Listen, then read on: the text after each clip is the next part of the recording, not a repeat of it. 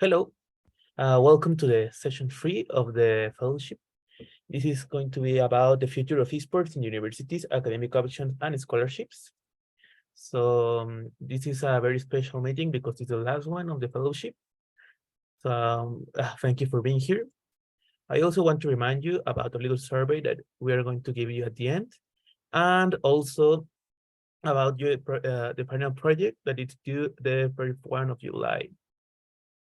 So now we're going to continue in order to about the panelists. We're going to present the panelists.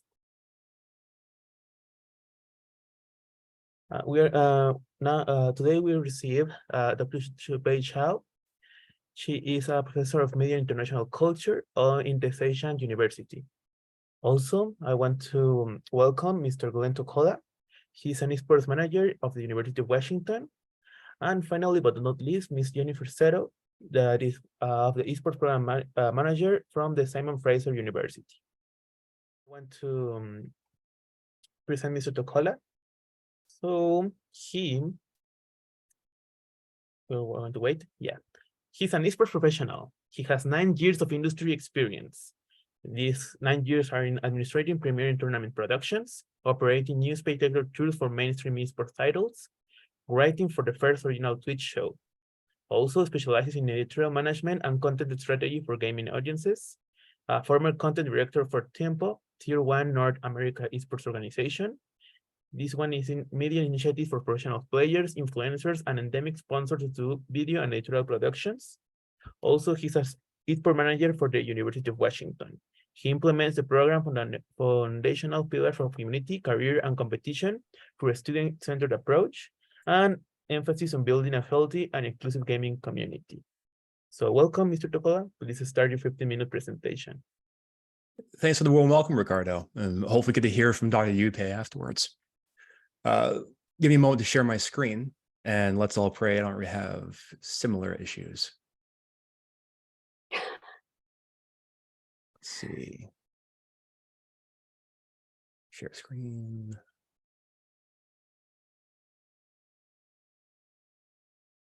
Okay, I guess we'll get the full browser.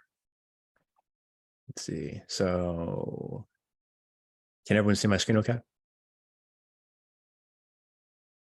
Yes, Len, we can see it. All right, we'll proceed. So, firstly, welcome, fellows, to this last session of the APRU Fellowship. I'm pleased to be able to talk about the future of esports in the universities, from at least from North American perspective, the topics surrounding academic options and scholarships around esports endeavors at a collegiate level. So gaming at the University of Washington, I have to start and say that it is far bigger than the esports program is and probably ever will be. We're talking approximately 3,000 active gamers based on Discord numbers alone from registered student organizations on campus. And keep in mind, this is a fairly large campus that consists of around 1,000 RSOs. Even our own Discord server has around 1,500 active Discord users. So when we're talking about the gaming community as a whole, I want people to keep in mind that this goes even beyond our program itself, but that we have a community as a whole that have gone through some incredible things in the esports realm, even before our time. So how did the University of Washington Esports program happen in the first place? It started out with leadership from Purple Caster Minions, our League of Legends roster, that decided that they wanted to play League of Legends beyond the library. So what they went ahead and did is made a pitch to a vice president of student life who agreed with the proposal to have a dedicated esports space that got passed down to the student union, which is our Husky union building. So our director at the time, Dr. Justin Capitaro, went through the process of getting funding and securing a esports arena venue within the hub. This was spearheaded by Kevin Huang, a student from the Washington Gaming Association at UW, who would go on to do some incredible things with Twitch. So this is a 3-year window, which is an incredibly fast time for any given program within the University of Washington to occur. But there's enough of a vision and support from leadership that we're able to make this arena, this $750,000 investment into this arena happen, which looks like this today. 39 top-end computers, where we as a program host community nights, watch parties, intercollegiate show and matches like this pictured here of Seattle University. and with esports professionals, including UW alumni Kaplan, who is a coach for the Sentinels Valorant roster. The RSOs, or registered student organizations themselves, also use the space to facilitate watch parties. Purple Cast and Minions use it regularly for TFT tournaments. So it's a fairly open space that is available to students on our campus at an hourly rate, or even to the public at a slightly higher hourly rate, which goes on to support further student programming at the student union.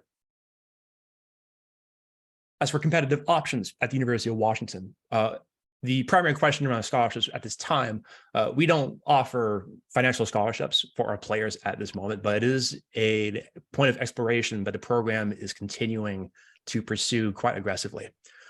We have 4 rosters, which of those that we had from our original founding in 2020, only League of Legends and Rocket League have been consistent from the previous years. Overwatch 2 and Valorant have been fairly recent additions to our program, and they receive apparel and facility support for our department. So we'll receive jerseys, they'll have unlimited access to the esports arena. And we also take investment from our time to facilitate, coaching sessions and scrims and overall competitive support to help elevate our, the players that represent the University of Washington. This year, we're expanding our first fully operational year to include travel. We'll be sending out our players to compete in an intercollegiate series within the regional schools based in Pullman. And then in turn, we'll be inviting Washington University to compete in our Apple Cup tournament in Seattle. Prospectively, this will also include a DreamHack trip to Atlanta, but that budget point is pending. And then there also is going to be a intercollegiate series that will be competing against USC in 2024. So even at this time where there aren't necessarily financial incentives for a player to join the University of Washington esports team, the prestige and scale of the university, as well as the amount of support that we offer besides the scholarships, make for an enticing offers for the top level students within this campus to get to represent the purple and gold. As for esports curriculum at the University of Washington, there is only one course at this time that supports and feeds directly into the esports ecosystem. We are very fortunate to have an ally and Professor Jennifer Hoffman, who teaches leadership and policy at the College of Education. Last fall, so she teaches an esports course every fall quarter. Last fall, it was college esports and the EA Sports relaunch of the college football title. And this fall, there'll be esports and sports in competition, featuring the labor edition. So this course is going to explore themes around what the key stakeholders within the esports ecosystem are looking for. And there's going to be an expectation for students of this class to describe key events in the history of collegiate esports and video gaming on campus. They will also be exploring, the comparisons between collegiate esports and traditional sports, structures, economies, legal issues such as the name, image, and likeness rights. That is currently an ongoing theme in collegiate traditional sports, as well as equity and inclusion.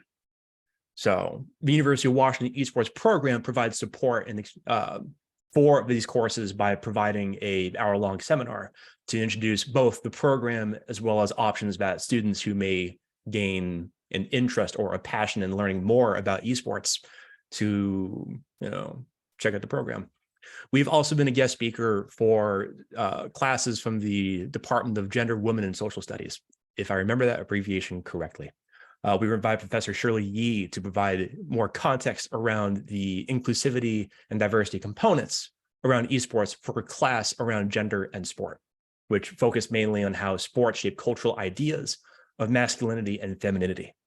As the program begins to gain maturity and recognition across the campus, we're hoping to be able to partner with more departments to be able to feature both the scale and incredible opportunity that students within these other departments may find through the incredible nature of esports. And then this academic pursuit within the realm of esports even extends beyond the classroom. We're pretty fortunate to have had a fairly active group called the UW Game Research Group. They had a panel in the previous edition of a Husky Gaming Expo in 2021, which featured members of the UW Gaming Research Group. These were students, these are mostly postgraduate students, whether master's or doctoral students from our information school. One was discussing a feature in this panel a dissertation that explored a consumer's priorities around gaming, whether it's the identity that they pursue within RPG games, or how they see a product as if something goes wrong, or how they prioritize things accordingly. Going more into the marketing nature of gaming as a whole, there was another panelist from this group, a master's student that focused on research around mental health and gaming, and used that experience from that project to land an internship as a researcher exploring these themes. So this primarily is based within the information school, which we found not only to be a very active proponent within the gaming community on campus, but we also have a fair representation of both students, student employees, and competitive players that came from the iSchool or the information school. Among the many contributions that they provided was the UW Gaming Coalition, which served as a forum for the UW community and partners to connect and collaborate around shared interests and topics around gaming and interactive media. This gaming coalition created a task force in November 2020, which included professors, undergraduate, graduate students from a number of departments, as well as campus partners such as the Samuel E. Kelly Ethnic Cultural Center, Department of Student Veteran Life, our very own Husky Union building. So they were charged with providing recommendations to promote an inclusive and healthy gaming community, both within the context of the landscape at the time around the gaming community. And keep in mind the date, this was pre-COVID. A lot has changed since then. As well as developing a comprehensive plan and list of community inclusivity and healthy gaming recommendations. At some point later on, I will provide a link to the recommendations provided by this task force for public view. I would strongly recommend checking out page 12, where there are recommendations provided for university-specific support and research, and what academic departments can do to further the mission and goals of driving this healthy and inclusive gaming community on campus. So as you can see, even beyond the classroom, there's a lot of the University of Washington is an inherently collaborative environment. And we're very excited to be able to develop the program as a whole in collaboration with these partners, as well as new ones. These are some prospects that I'm personally looking at pursuing within my second year in this position, as well as how young this program is, being able to develop that program maturity and make these introductions to other departments. Especially this one being from the College of Education, where there is a capstone internship course where students begin to develop leadership responsibilities within their local communities. So then being able to have a student well-versed in taking those courses to be able to work a capstone course to exercise those responsibilities within the context of esports and driving that healthy and inclusive, lessons from that coursework into a direct benefit for our program is one avenue that's being explored. We also want to continue to, we also want to bring back some of the incredible work that the information school had provided for the gaming community before COVID and reignite those conversations, hopefully even assembling back with task force. And then lastly, the Cinema and Media Studies department is an especially exciting one for me, given the amount of content work that we're going to be putting into the program. So being able to have students taking part within this department and being provided information about the professional opportunities that could at some point become internships, where they get to work broadcasts for tournaments featuring thousands of viewers from an intercollegiate series. These are very exciting prospects we're excited to explore. As for esports work opportunities at the University of Washington, we're pretty fortunate as a Division I school to receive a significant amount of funding to be able to pay for 5 student employees, as well as a team of broadcasters and community organizers. We're pretty fortunate to even have a few of the student employees among the fellowship from my cohort, where we provide positions to be able to both develop the students professionally, as well as the programming of the program that the University of Washington Esports program seeks to develop within the community, from broadcasting and creating our marketing efforts. And then these students in turn also will be developing work groups in collaboration with volunteers to provide professional opportunities, whether in casting or technical directing or marketing for an event, and seeking to provide as many of these avenues as possible to fulfill our role within the student life division to be able to enhance the Husky experience. And then I will close with describing where we believe esports is going to be heading at least from a program perspective from our end. So we were very excited to be able to have a number of conferences coming up between CLAW and CVAL especially. For those of you who may not be aware of the news, Riot has actually recently had a new tournament organizing partner take on the mantle for running these programs on behalf of Riot and Future, which is a very exciting partnership via GG Tech. We're also part of a PACU conference, which is a championship division conference within the Riot ecosystem, which currently has only applications in Collegiate League of Legends, featuring schools in the Pac-12. But we're looking forward to continue to develop the championship conference in this new collegiate landscape that's being hosted from Riot. Literally just received news this morning that a summit was confirmed, the first of its kind for the West Coast as a whole region. We'll be having students sent from a number of leading schools from the West Coast region to be able to meet and get to collaborate, network with each other, and gain the mingle in such a way that we've not experienced this before COVID, which is a very exciting prospect. So it's not only the ecosystem on campus that's going to define maturity, but also across region as a whole. Hopefully that answers all the questions that the moderators have provided for me to be able to provide you as students. But please do reach out to me via the emails provided or check out our socials to learn more about the University of Washington Esports Program. Thank you all very much. Thank you so much, Glenn. It's very interesting, your presentation. I'm also from a university here in Mexico, and I'm excited to see how esports is managed in another university in USA. So it's very interesting. Thank you for that. So now I would like to invite Dr. Zhao to start her 15-minute presentation.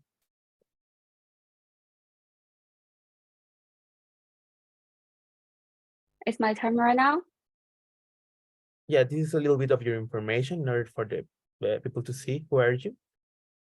Yeah, she is a PhD and has a master's focusing on political communication and new media from the University of Leicester. Also has a 100-talent program, Young Professor, a doctoral tutor in College of Media and International Coordination University, a vice chair elected of International Communication Association, Popular Media and Culture Division. He's also the Vice Dean of Chinese Society for Science and Technological Journalism in Game and Esports Communication Research Professionals. Also is a co-founder of UK China Media and Communication Association. Also invited senior researcher and visiting professor at several institutions. Our research interest includes mixed methods used to examine digital culture and platformization, global communication, media, culture, and industry. Also particular attention on esports, culture and industry, digital music and culture, fandom culture, media, and platformization. Also appeared for 12 research funding projects and with research appearing in international journals.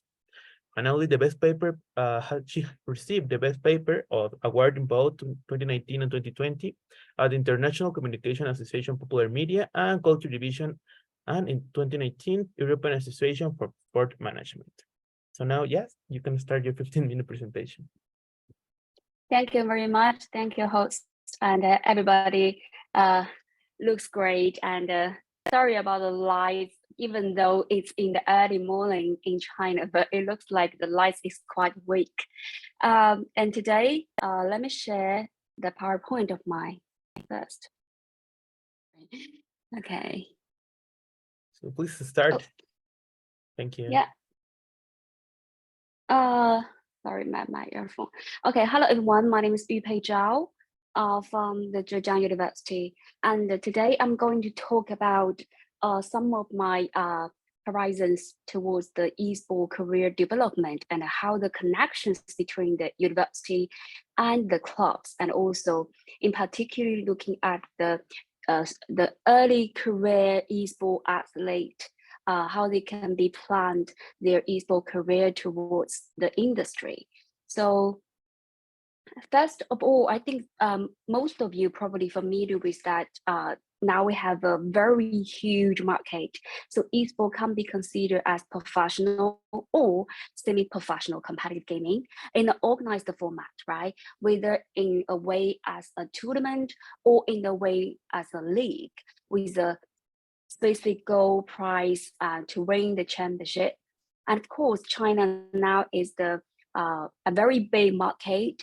And to be honest, even though we can read some reports that have let us know now we have a global market which valued more than $1 billion in, for example, in 2021, but no one for sure how they calculate that number, because when we try to compare those numbers with the gaming market, because as a scholar of esports, I always trying to distinguish of the esports and the gaming. And of course, we have a lot of reasons trying to distinguish, either from the political way, from economic way, or from the cultural way. So I'm still confusing about the reports that right now, that namely that we have a lot of a huge market, because for me, those numbers of the global market, and of course in China, that have included the revenue of the gaming as well. So how to distinguish of the revenue of the gaming and the esports tournament? That's a question. That's a question for not only from the entrepreneurs, from the industry, or from the scholars like us. And this year is a big year because now we have esports that have been included into the Asian Games, which will take places in Hangzhou, where I based right now. And we have 7 esports programs, right? Like KPL, LPL, and the King Freedom. Those kind of 7 programs will be included in the showcase in the Asian Games. And also for another important sporting conference that this year will take place in Chengdu. I think right now they have already started. That is for university students, for university and students to compete in sports. And there's only one esports programs has been included in that sport taking places in Chengdu, which is KPL, but they have a court which names AI Vision, which means that the students or the competitors on that KPL that compete for the algorithm of the AI, okay? So they have put their algorithm just on KPL Vision. So that's a very interesting case if you're interested to looking at. So in terms of the nature of the esport, we know there are at least 4. What I would like to demonstrate that when you're looking at the normal field of sport, of esport that have driven profoundly by digital technology, which I would like to say, please do not limit your vision to understand the esport, because it can be always enhanced and challenged by the development of the digital technology. Okay, and the second is it has merged elements of the cultural, technology, sports, and business, which means that when we're looking at the moderation side, in particular the policies in China, there's so many departments, so many regional departments that have their own way to supervise the esport industry or esport as sport. And there are overlapped policies. So that's a thing. And also when you're looking at the positive way, means that esport has interdisciplinary sport or interdisciplinary research areas, for instance, or that is interdisciplinary curriculum, for instance. That would be a good thing for you guys to think about how to capture those kind of diversified perspectives to understand what exactly the esport from culture, from technology, from sport, from business. Okay, and the third is when you're looking at the industrial side, it covers sport, covered the media, covered entertainment, and the cultural as well, and also the technology, science technology, or AI. So I have always encouraged my students. Now we have one curriculum in our university of Zhejiang University. I try to offer an interdisciplinary way to help my students to access and design the future of the esport, not just to focus on KPL, not just the focus on LPL. Okay, it can be challenged, in particular when you're looking at the tournament system. It can be changed by small screen or big screen, okay, from mainstream media or broadcasted through the live stream media. Okay, so we should keep that things on your mind. Okay, the last thing is the complex relationship between the stakeholders.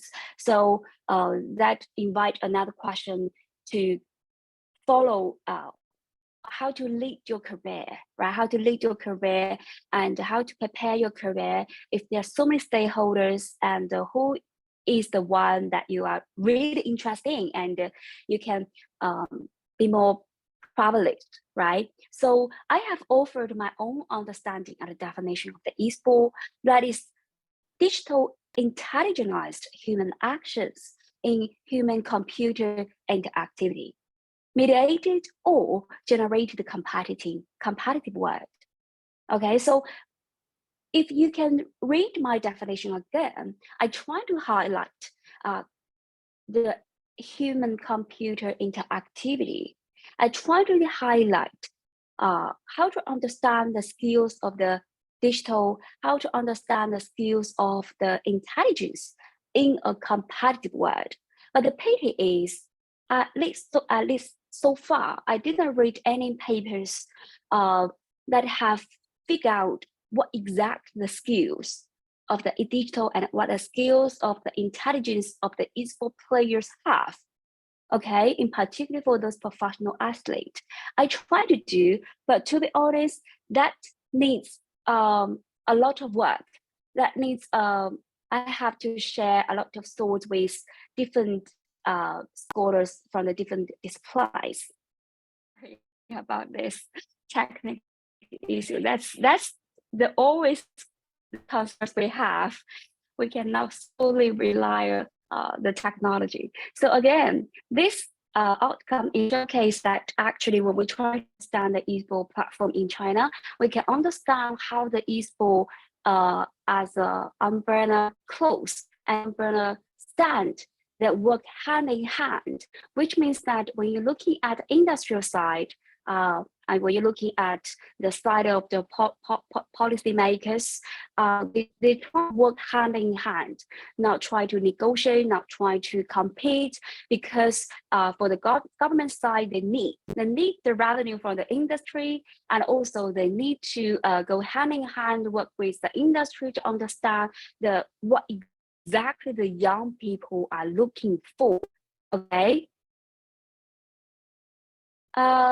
Now, I would say little has written about the labor forces and the center of the industry in China, in particular looking at the esports athlete. And they are more complex, but also vibrant and dynamic careers for esports athlete in comparison to those conventional sport. So I've tried to use some traditional theories, traditional sports theory or career sports theories to understand the esports as a promising field, but there are some equivalent to capture all of the uncertainty or constantly changing nature of the esports career.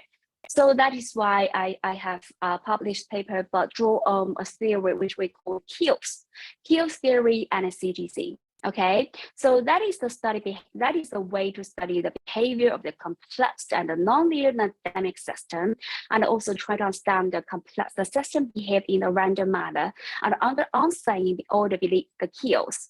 So I have drawn up. The paper is try to explore the characteristic of the career path for esports athletes, to explore the key activators for esports career development, and to establish a framework to illustrate the complex and the dynamic process of esports career development in the contemporary setting. So the outcome is this is a butterfly effect. Okay, those keywords and the codes or subcodes, which I called, it try to capture the butterfly effect of esports careers as a uncertainty, non-linear of the way to move towards.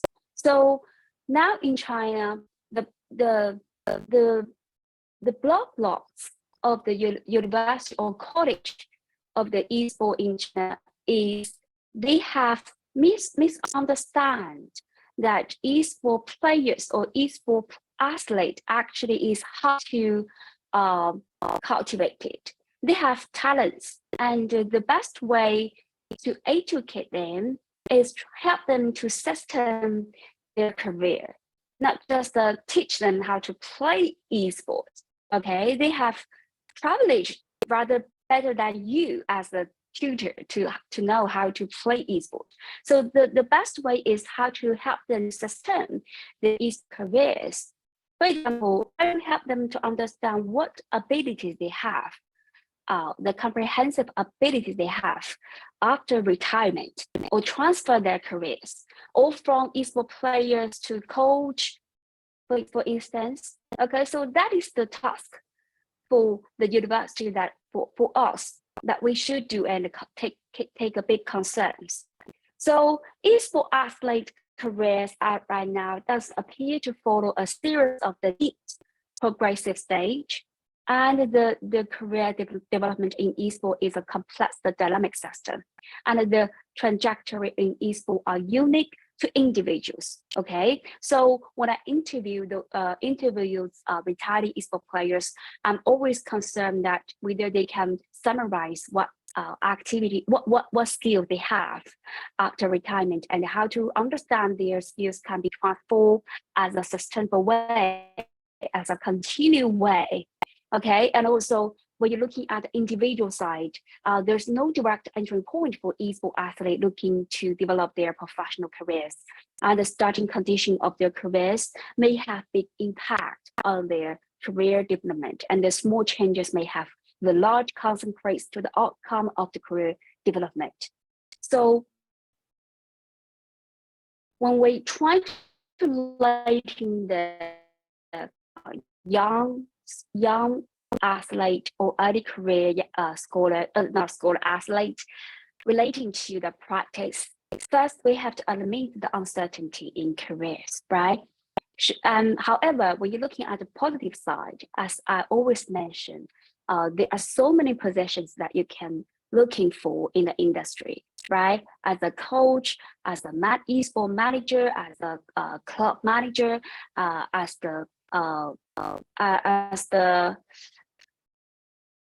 of course, you can be the boss or entrepreneur to develop the whole system. And so when you're trying to looking at the positive way of the uncertainty, I always try to encourage my students to at least to access the interdisciplinary understanding of the esport rather than just about sport. So this understanding may help the stakeholders as well to manage and deal with the chance event in the players' careers, and how to develop their right way of thinking, how to respond to the change, and also help the stakeholders to better predict the outcome of the complex situation by accessing what is currently known, what is not known, what is can be learned. So I always try to persuade the industry or entrepreneurship that cooperate with me, because we need to know exactly what is the comprehensive skills of those professional athletes they have before or in the middle or after the tournaments. So that is what is not known at this moment. Okay, so that's the last slide is that outcome of the esports education in China. So many stakeholders work together to improve the education, not just improve the curriculum, but also improve the literacy. So that is why I try to divide the esports literacy into 3 dimensions. One is how to improve their sustainable development for the aesthetic literacy, and how to read finally the labor pool from the practical literacy, how to cultivating the cultural value, and from the societal literacy. So those stakeholders that I try to map out the interconnections is try to help understand they have their own ambitions, they have their own value propositions, they have their own aims, but how to connect them and try to organize them into this 3 way to improve the literacy. Probably that is the future at this moment for me as a scholar, as a teacher in the university, is the priority thing for me to do. Okay, thank you very much. That's my presentation. Sorry about the technical issues. Well, thank you so much. So yeah, it's a very complex world there about the esports. So it's not as easy as play and then become a coach. So I think I want to thank you about your presentation. It's a very good presentation. It's very interesting. So let's continue now with Ms. Jennifer Seto. I want to introduce you to Mr. Seto. She is an esports journey began as an event coordinator at the Simon Fraser University Esports Association, SFUEA, a student club. Within a year, reached the position of president. This association positively impacts the club and students, especially women and marginalized groups. These are the safe space where students are welcome and comfortable without fear of discrimination. Also, it's a safe space to enjoy their love of gaming with their peers. She has a degree on kinesiology from SFU, and after graduation offered the position of esports program manager. Though difficult decision, continued her journey in esports and gaming. She continues to make a positive impact on the SFU community and Canada collegiate gaming community. So thank you for being here, Jennifer. Please start your 15-minute presentation. Awesome. Thank you so much for having me. I don't have a fancy presentation like the other two, but that's okay. So I guess to start, I'd like to give you all a bit of context of kind of where I started from. And this really kind of goes to the larger message. So I started as a student at SFU in 2016, joined the club in 2019. Events coordinator, became president, and then during presidency, that is when the school itself had reached out to me to kind of do some focus groups for them and help them research a bit more on the esports community, so our club community. And from there, they actually hired me part-time while I was still a student to do some of this research for them and look into the benefits and the drawbacks of esports. And then as soon as I graduated, they'd offered me a position as esports program manager, and that's kind of how I'm here and how I started it all. So currently I'm responsible for kind of making and building our esports program at the university. I also am part of the Esport Canada Post-Secondary, so I'm a council member, so we are an advisory group, as well as a co-founder of a national event that we hold every year called the Canadian Intercollegiate Exhibition. So that is all kind of a little bit about me and kind of lays a bit of the foundation. So I want to start with kind of what the Canadian landscape is. So we are definitely a smaller country to the US, and they have been ahead of us for a while in many different things. But when doing research on our Canadian scene and kind of where we can start building a program and how other schools have done it, there are probably about 4 or 5 things I noticed with the Canadian landscape, specifically with things like education, classes, student clubs, and kind of where everyone was sitting. So one of the first things I found were that I think almost all universities and colleges within Canada were somehow involved in gaming and esports. So some schools were focused on gaming research and benefits to young toddlers or older adults, but mainly most schools already had an esports club of some sort, and that club was typically run by students and housed under their student union. The second thing I noticed was that Canadian schools were really struggling to kind of ascend from that student club level to something that is officially recognized by their own university or college, and also typically colleges had an easier time ascending to that level compared to universities. And then the third thing is for sure that the US is ahead of Canada. Just like our traditional sports, the US is generally better than Canadians. However, we in esports were able to compete with a lot of those schools and still have some standout schools to say, hey, Canada does exist and we are coming. So compared to the US, Canada did not have as many schools that offered esports related or adjacent classes and programs. There were a few schools who offered scholarships, and only a few esports teams were officially recognized and supported by their schools. The fourth thing I noticed was that there was a general lack of knowledgeable staff being hired in impactful positions for esports. So it is a complicated issue where there's no direct degree to say, you have this education, you can run a program. It is not like being an accountant. It is not like being a kinesiologist. There is no set of rules that you have to follow. But we were seeing that some people were being hired internally, and they had started an event organization for the school. And then the school said, hey, like, what do you think about esports? And that's how they transitioned to an esports coordinator position. Or some staff were recruited from esports companies to say, hey, we like what you do. Can you run events for us? And that turned into, can you run our program and create that for us? And then some, like myself, were students who got involved while I was a student.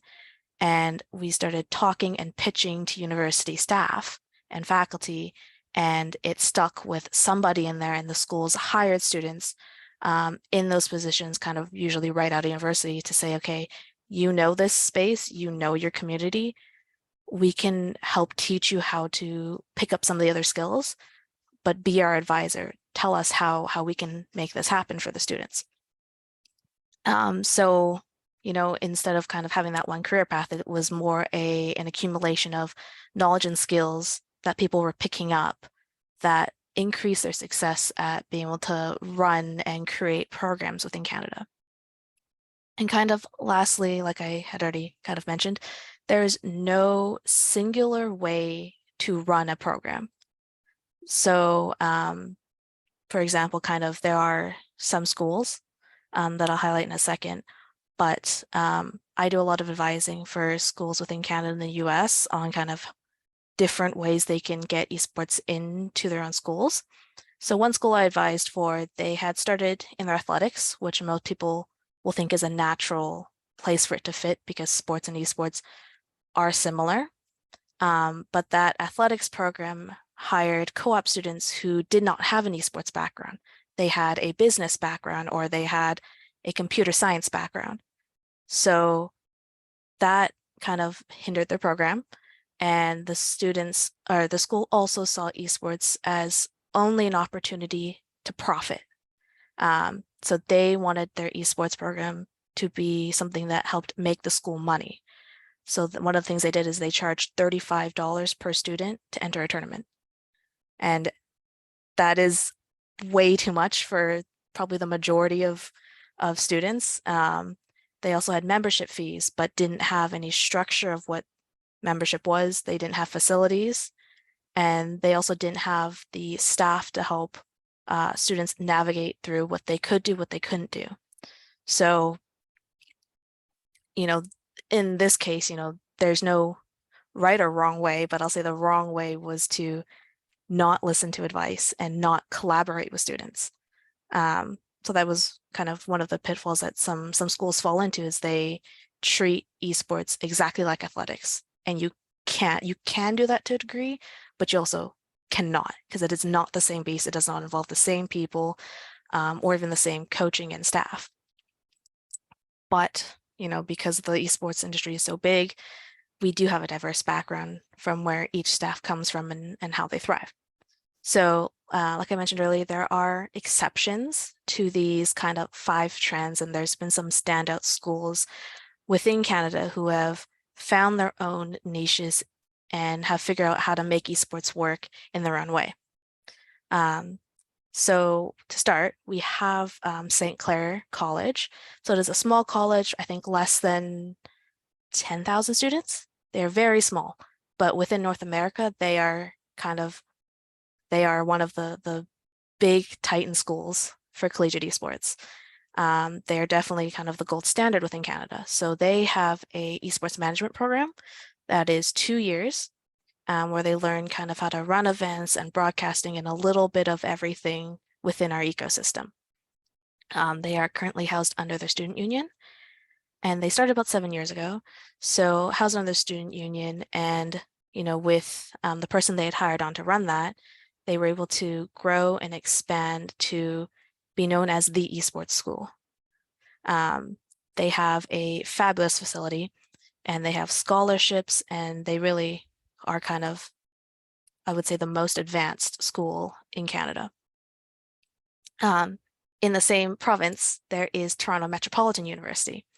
So they started under the student union with their student club, like a lot of schools do, but they got into the academics route.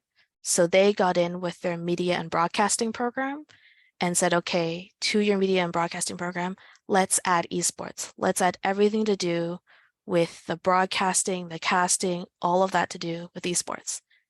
And that is how they were able to get in the school. And because they've been doing some really good work, they are now housed under athletics and recreation. That is where they've found their home, and that works for them. And then we have, of course, my school, Simon Fraser. We are actually, I think, one of the only schools to be under ancillary services.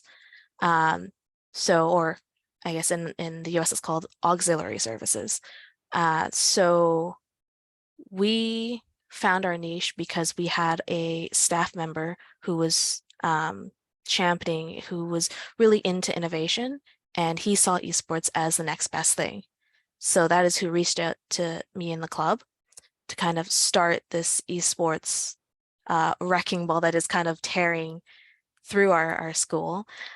So we are kind of in those earlier stages where we have the club, we have the community, but we are working on building our facilities. We are doing scholarship opportunities, mentorship programs. We have a lot of research already being done, so we're going to have our facilities support that research.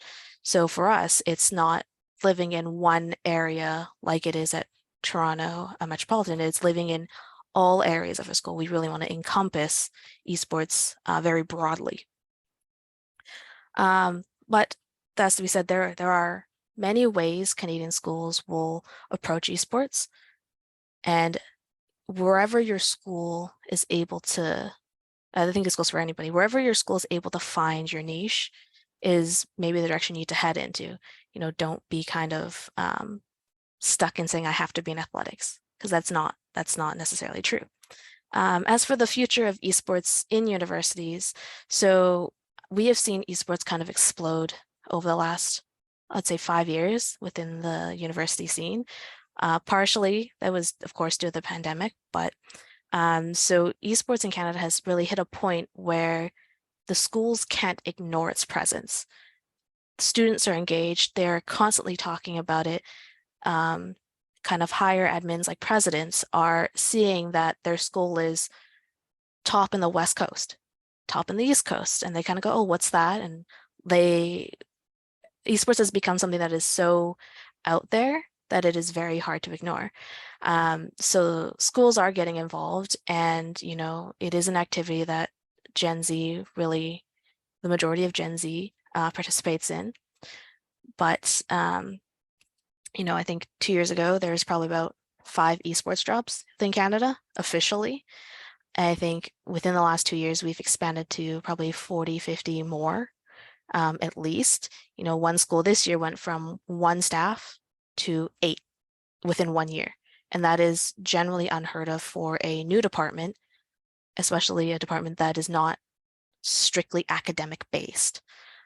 So I think that really speaks to what way Canada's trending and how they generally feel about esports.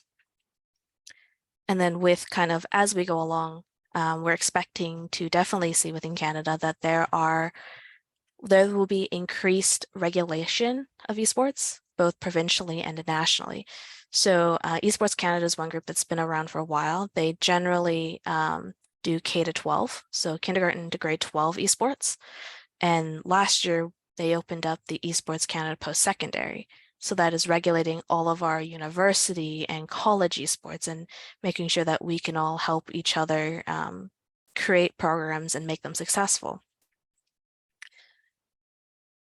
And I think the last thing, kind of two of the last things that will probably happen for Canada in the coming years is that students who are members of Esports Club right now will be the future of what the industry looks like. So, kind of the overarching theme is, there are very few direct paths into esports. And so experience and networking is key.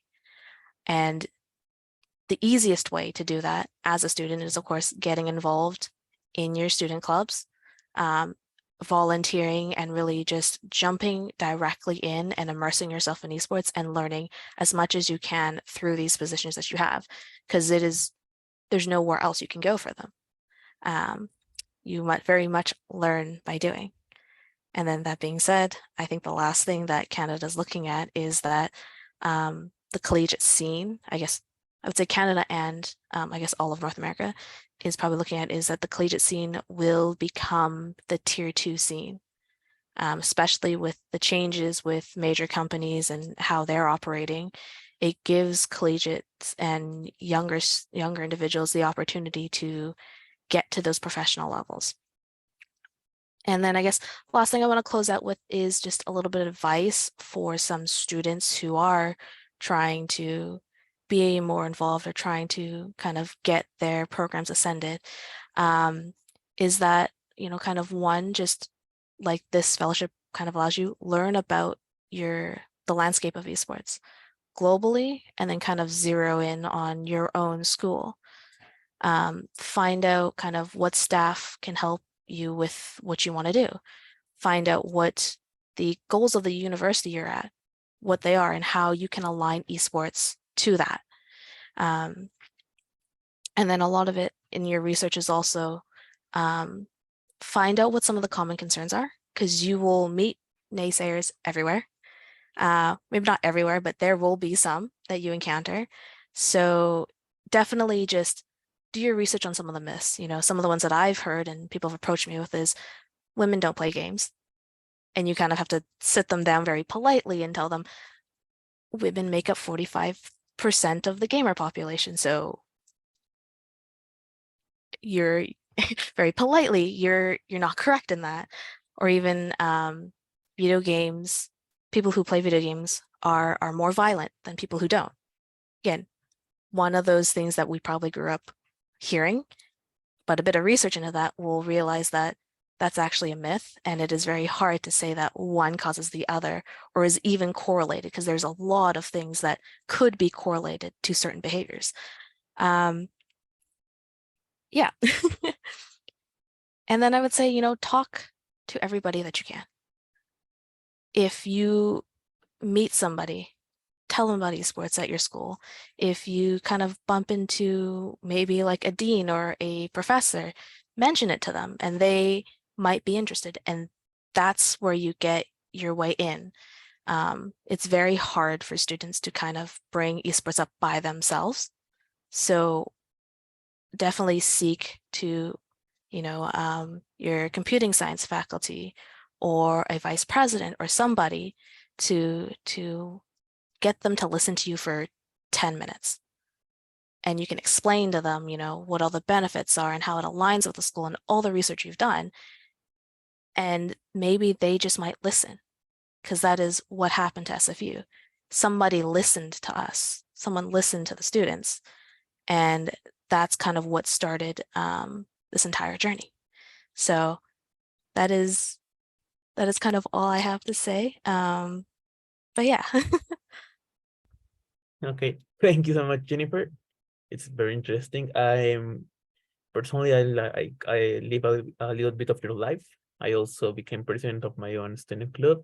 I also graduated just right now.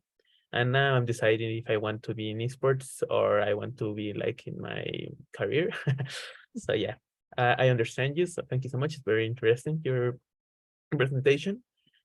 Now I want to ask a few questions to each one of you. First, I want to ask to Dr. Zhao, how would you define the esports culture inside universities? Could you define differences between mainland China and the rest of the world?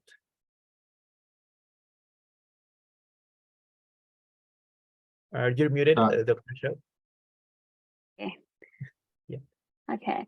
Thank you for your question. That's a very important question at this moment, because when we're trying to looking back the generated culture in Chinese main campus, I would say it looks like a community culture rather than a professional, rather than a quite serious one.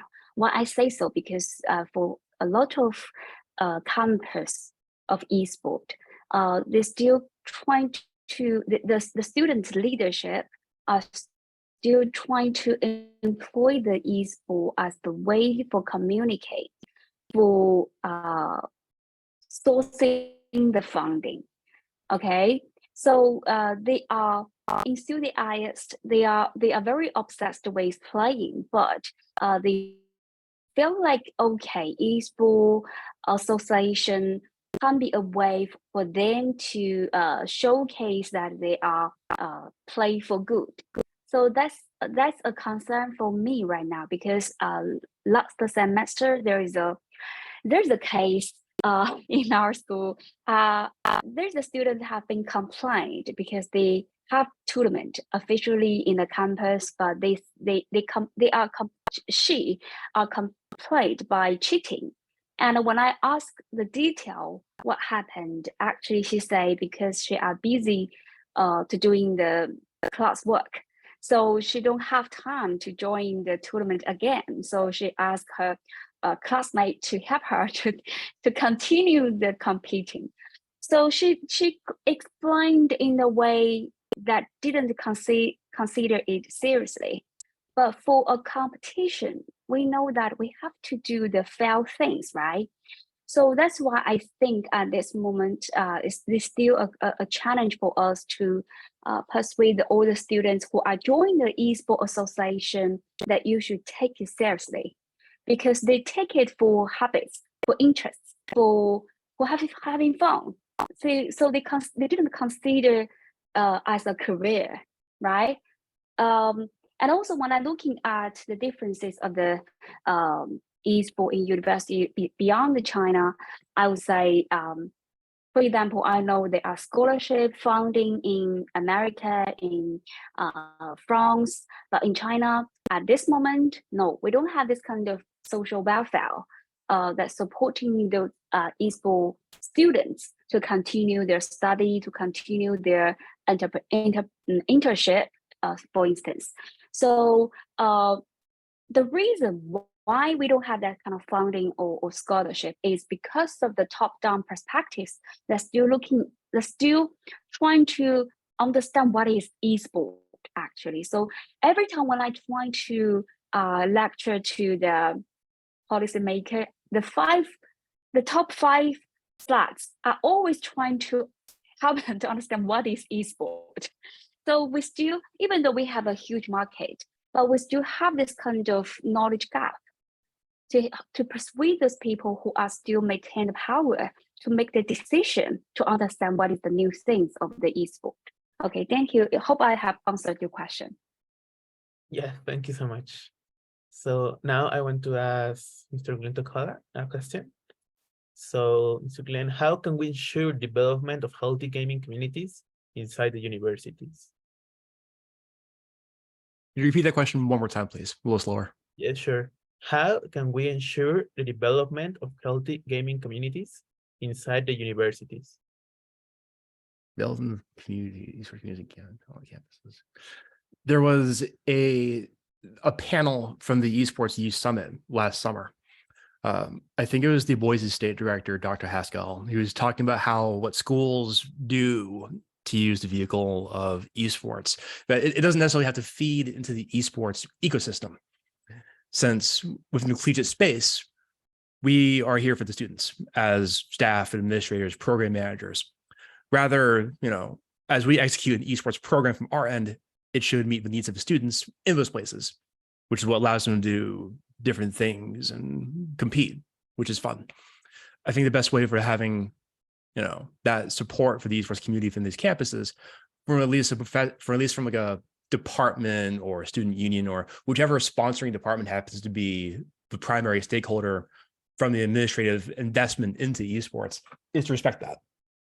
Like, if I'm going to be talking about the department end, since like this panel is geared towards academics and scholarship, right? So we're going to talk theoretically about a program like University of Utah, whose game development, whose esports program is based within the department, or even USC, whose esports program is based within their game development department. Like, those are programs that are based, within these academic departments that help support the academic careers in a more direct fashion than the student unions. And so they have a natural inclination to have, these students within the majors of those departments contribute more directly within their field, specifically in the realm of esports. Whereas within the student union, with the University of Washington, we're based to supplement the student experience and enhance it to provide, an experience that allows Huskies to be truly boundless. As a university plug. So, as long as that's being honored by these, in that, it's the students that are being prioritized, primarily when thinking about the benefits of the community, not the esports ecosystem, then the passions and leadership that we would seek to cultivate from the students will do the rest. That they'll have enough leadership and innovation from their perspective, from their points, to be able to contribute naturally towards the ecosystem. Where, I referenced before, Kevin Huang, that student that graduated from UW, like, he went on to work at Twitch Student and then found his own esports company in the Philippines called ran an event called Conquest. The event's called the organization is called Arena. So, those are the kind of folks that we're trying to, foster and find to be able to lead the way and showcase what students are capable of doing at the UW. We are not the driving force for these communities. We're here to supplement them, provide resources where possible. I hope it answers your question. Okay, yeah, interesting. Thank you so much.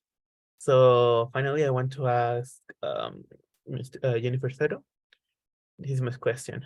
What are the main challenges and opportunities of organizing esports events inside university campuses? And any tips you could share? Yeah, I think there's so kind of it's going to sound like a non-answer, but it depends on where you are at currently with your school. So if you have a student club that has some consoles, a good opportunity would be for you just to host a, we call it open console event. So where students can come in, we just kind of book a section within the university. So they can come in and they can just play the games and they are visible. One of the most important things to getting kind of esports ingrained in your school is making sure that it is visible to staff members so that they will walk by during or between classes and see what's going on and they'll ask questions.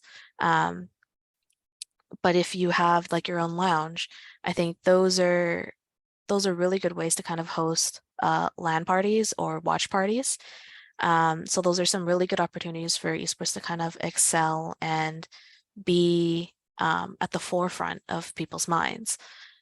As for some challenges, of course, it can be challenging with the cost of running some of these events. So if you're able to find funding through your student union or through this like a sub-department of your school, or even just kind of the local shops around your campus and get them to sponsor your event or kind of get them to donate something, that is a good way to help cover some of the costs of room bookings, or if you had to buy a console or something like that. Okay, thank you so much. So now I will open up to the questions of the participants here. I think there is a question in the chat that is, what do you think the best way to find people who are working in the college that will be interested in working with you to make him bigger?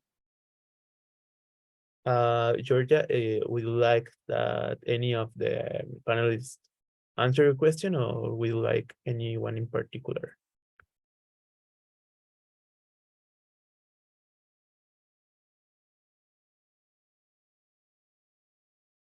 maybe I try to say something.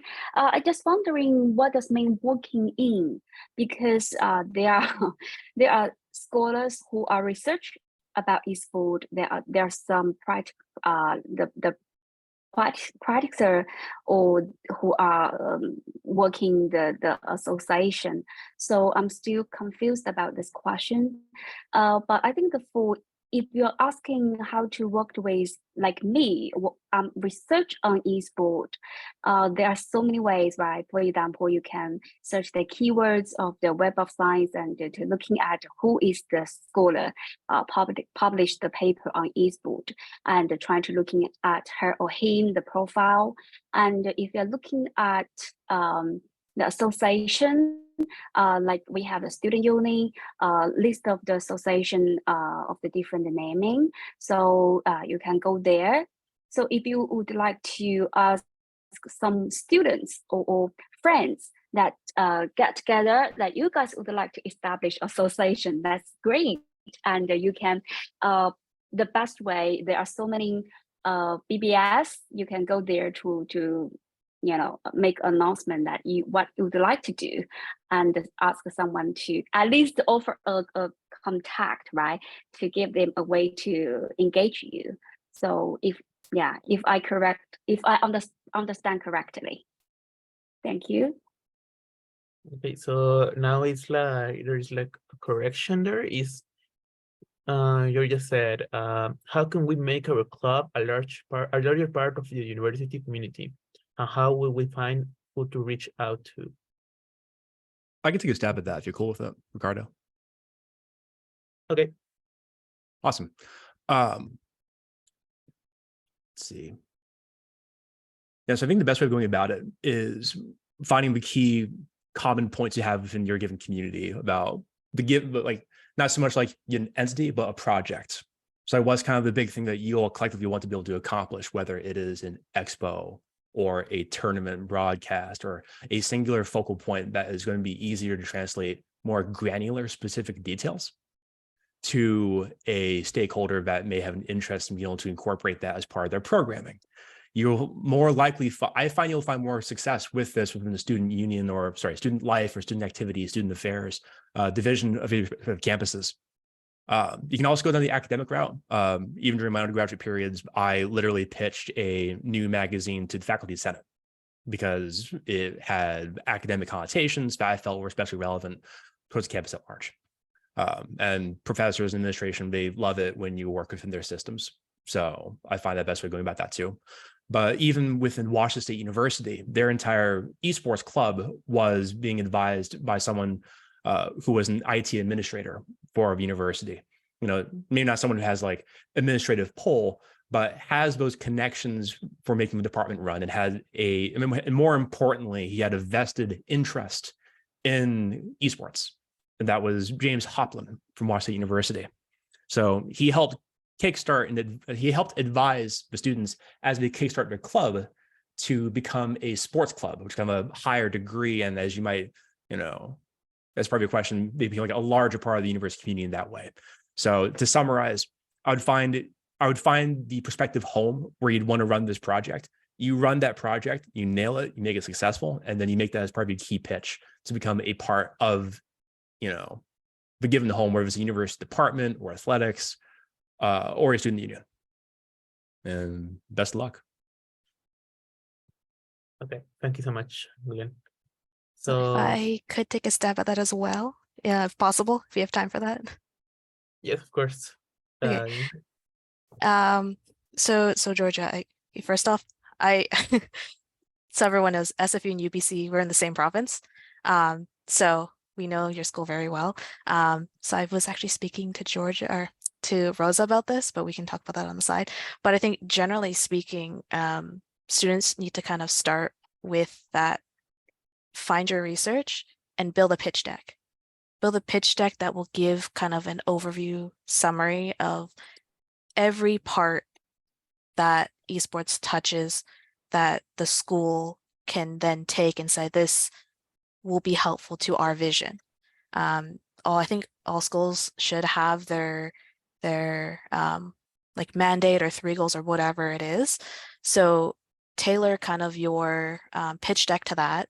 And then for specifically going after like certain staff members or researchers or whoever it may be that you're trying to get kind of esports in with, take that general presentation and add a section that is relevant to them. So send kind of, it's almost send a wide net to everybody you can think of and all faculty. So some really good faculties would be like your computer science faculty, communications, psychology, cognitive science, as well as even, you know, gender studies and all of that. So cast those wide nets, tailor those presentations to what they do, and also do your research on what those professors do. And if they do research, be like, hey, we can help you with this. So that will get their buy-in because it'll be mutually beneficial. And then from there, hopefully you develop a relationship, or if they realize that they're maybe not the right partner, that they can refer you to someone who is. And hopefully as you go, you'll kind of gain more allies within your school. And then you can even make your way up from like professor to tenure professor to the distinguished and then the deans, and just build from there. It will take some time, and that's natural. But I think also what you are all doing with your LANs this year are also really good to even just, you know, send an email to your student life or the people involved of making sure students are happy on campus. Be like, hey, we're doing this. We had this attendance. Like, can we have like a 20-30 minute Zoom call? And that will kind of start you on your track. Okay, thank you so much, Jennifer. So now I would like to thank you, the 3 of our panelists.